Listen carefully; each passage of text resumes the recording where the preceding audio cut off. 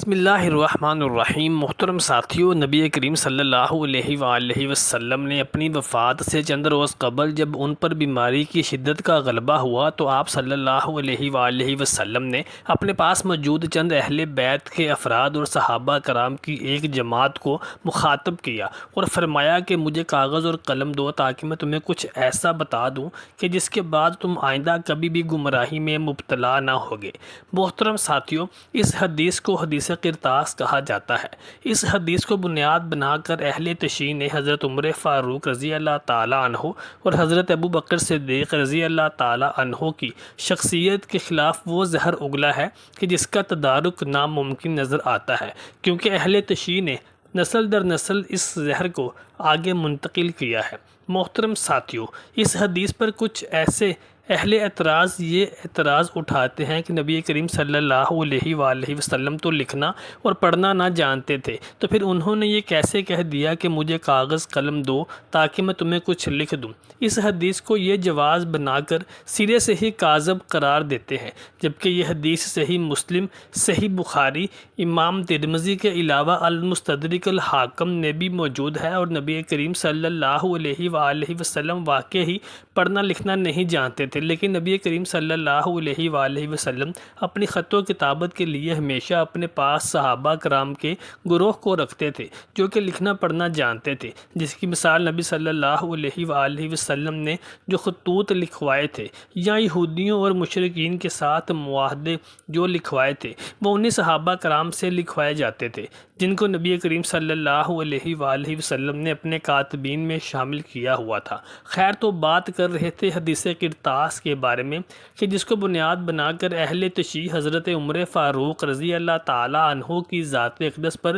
الزام لگاتے ہیں کہ انہوں نے نبی کریم صلی اللہ علیہ وآلہ وسلم کو ہذیان میں مبتلا کہا تھا۔ محترم ساتھیو، اہل تشیع کے ان اعتراضات کا جواب دینے سے پہلے اس حدیث کو مکمل طور پر سمجھ لینا بہت ضروری ہے، جس کو حدیث قرطاس کہا جاتا ہے۔ امام ترمذی صحیح مسلم کے مطابق حدیث قرطاس کچھ یوں ہے کہ نبی کریم صلی اللہ علیہ وآلہ وسلم نے اپنی وفات سے چند روز قبل جب آپ صلی اللہ علیہ وآلہ وسلم حالت نزاع میں تھے تو آپ نے اپنے صحابہ کرام اور اپنے پاس موجود اہل بیت کے کچھ نفوس قدسیہ کو مخاطب کر کے فرمایا کہ مجھے کاغذ اور قلم مہیا کرو تاکہ تمہیں کچھ ایسا لکھ دوں جس کے بعد تم کبھی گمراہی میں مبتلا نہ ہوگی۔ اس موقع پر موجود صحابہ کرام میں اختلاف ہوا۔ کچھ نے کہا کہ نبی کریم صلی اللہ علیہ وآلہ وسلم حالت نزاع میں ہیں، چنانچہ ان کو قلم اور کاغذ کی مشقت میں مبتلا نہ کیا جائے، لیکن کچھ نے کہا کہ نبی کریم صلی اللہ علیہ وآلہ وسلم نے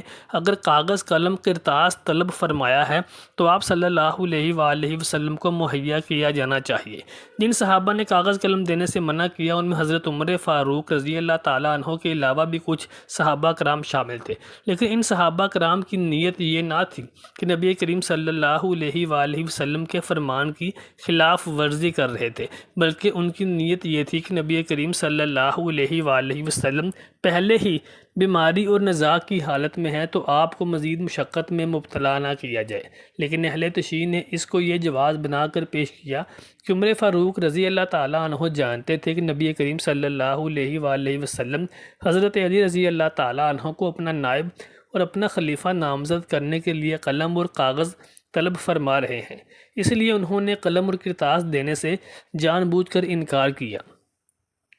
محترم ساتھیو، نبی کریم صلی اللہ علیہ وآلہ وسلم اس واقعہ کے بعد 3 سے 4 روز بقید حیات رہے۔ اس دوران آپ صلی اللہ علیہ وآلہ وسلم نے صحابہ کرام کے کئی اجتماعات سے خطاب بھی فرمایا اور انہیں اپنے اہل خانہ کے ساتھ بھی خلوت کے مواقع میسر آئے، تو آپ صلی اللہ علیہ وآلہ وسلم نے اگر حضرت علی رضی اللہ تعالیٰ عنہ کی خلافت کی نامزدگی کا اعلان کرنا ہوتا تو آپ صلی اللہ علیہ وآلہ وسلم بعد میں بھی فرما سکتے تھے، لیکن نبی کریم صلی اللہ علیہ وآلہ وسلم نے بعد میں اپنی وفات تک کہیں بھی ایسا کوئی بھی ارشاد نہ فرمایا، جس سے اہل تشیع کی اس بات کا رد ہوتا ہے کہ نبی کریم صلی اللہ علیہ وآلہ وسلم نے اس حدیث قرطاس میں اپنا خلیفہ نامزد کرنے کے لیے قلم و قرطاس طلب فرمایا تھا۔ جب اہل تشیع یہ حدیث کا جواز بنا کر پیش کرتے ہیں تو اہل سنت و جماعت کی جانب سے یہ اعتراض اٹھایا جاتا ہے کہ جب حضرت علی رضی اللہ تعالی عنہ بھی اس وقت وہاں پر موجود تھے